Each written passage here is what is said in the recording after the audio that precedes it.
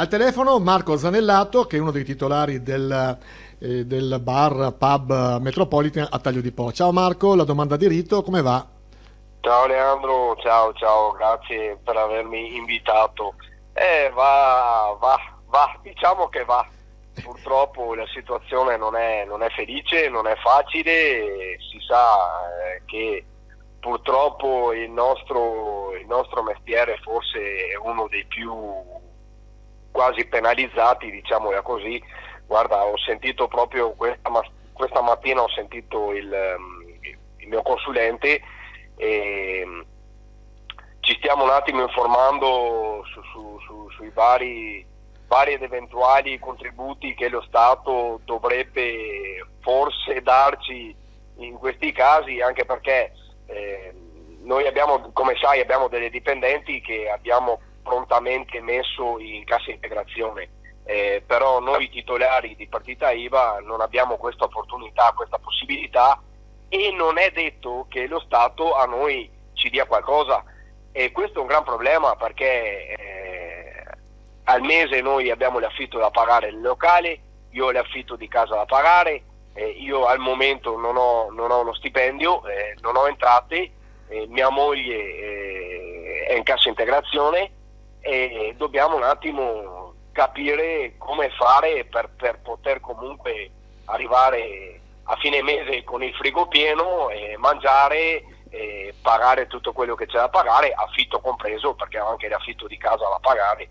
E niente, la situazione è un po' così. Ecco, quindi secondo te bisognerebbe chiedere al governo magari di o congelare gli affitti, visto che uno dei problemi di chi ha pub e ristoranti quasi sempre sono immobili in affitto, non sono di proprietà. Sì, certo, ma il problema è che a discapito del locatore, cioè a discapito del titolare dell'immobile, e questo è il problema, Leandro. Sì, quindi potrebbe essere... Noi adesso stiamo preparando una PEC, una lettera da mandare al titolare del nostro immobile, per capire se c'è l'opportunità e la possibilità di bloccare, di sospendere i pagamenti dell'affitto.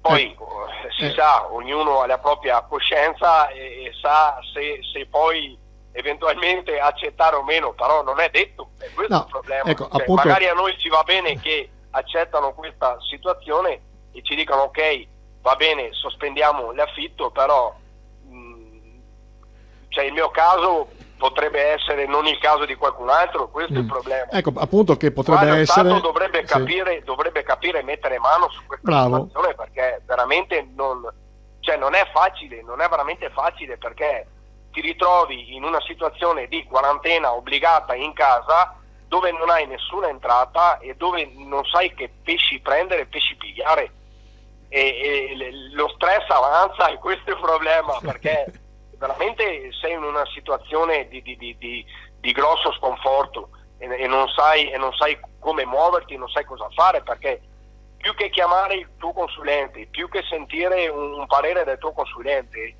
non sai cosa fare, non sai cosa dire, non sai come muoverti.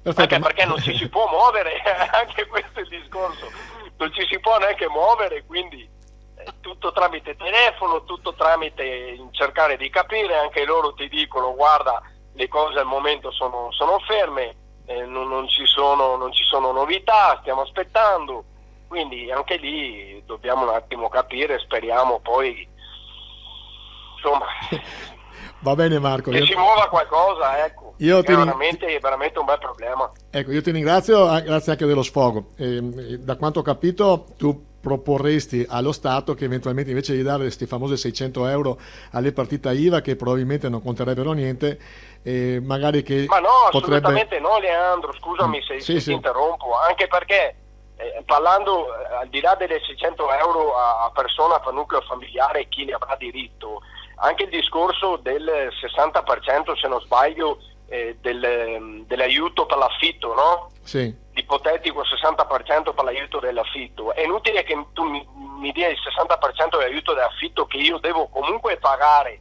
e poi mi ritroverò dopo uno sconto sui contributi, sulle tasse, ho capito, ma al momento se non ho entrate non ho soldi,